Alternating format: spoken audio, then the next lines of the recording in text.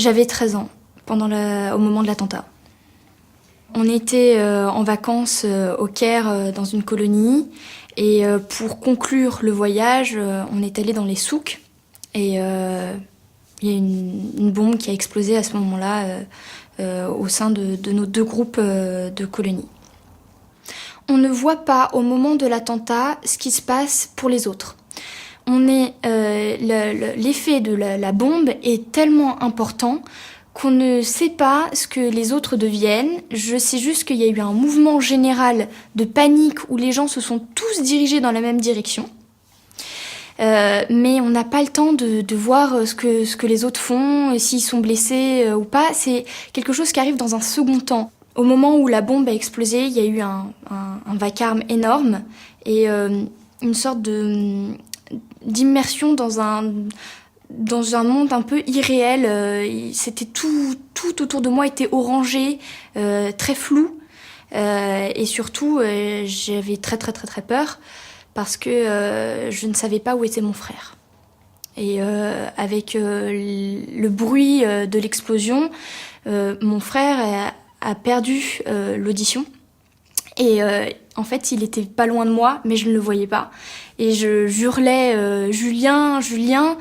Et il y avait d'autres personnes autour de moi qui le cherchaient comme moi. Et en fait, il était à côté, mais il ne m'entendait pas, il ne me voyait pas. Et je crois que c'est ce que j'ai le plus mal vécu pendant cet attentat, c'était de ne pas savoir où était mon frère.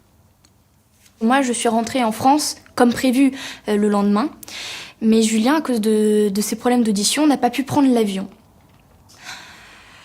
Entre le moment où je suis arrivée en France et le moment où Julien est revenu, ça a été les pires jours de ma vie. Quand il est revenu, il y a eu déjà une première amélioration, mais ça faisait une semaine que l'attentat était là. Il n'y avait pas encore eu l'enterrement de Cécile. Il y a des questions qui, après l'attentat, m'ont beaucoup perturbée. Pourquoi elle et pas moi? Pourquoi Cécile? Ça aurait pu être moi, ça aurait pu être Julien. Et il y a un sentiment de culpabilité qui pèse pendant un certain moment quand même.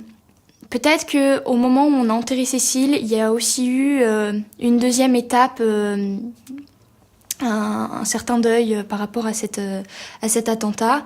Et puis, la première année, c'était assez récurrent de penser au Caire, souvent dans les rêves aussi.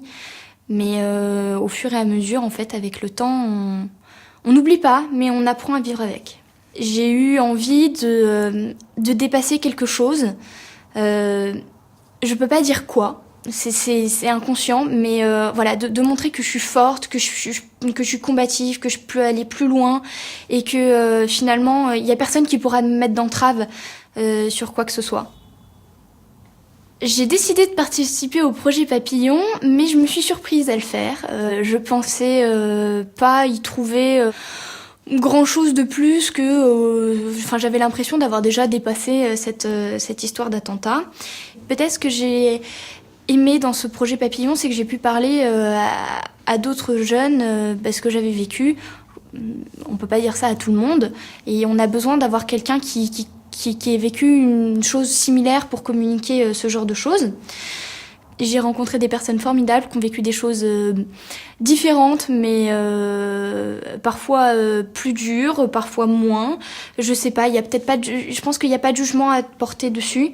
Et j'ai eu le sentiment d'avoir ma place, d'avoir quelque chose à apporter à ces personnes victimes. Et peut-être qu'ils m'ont apporté aussi, même si je m'en rends pas compte aujourd'hui. Je pense que cet attentat m'a rendue plus forte. Et les terroristes ont raté leur cible.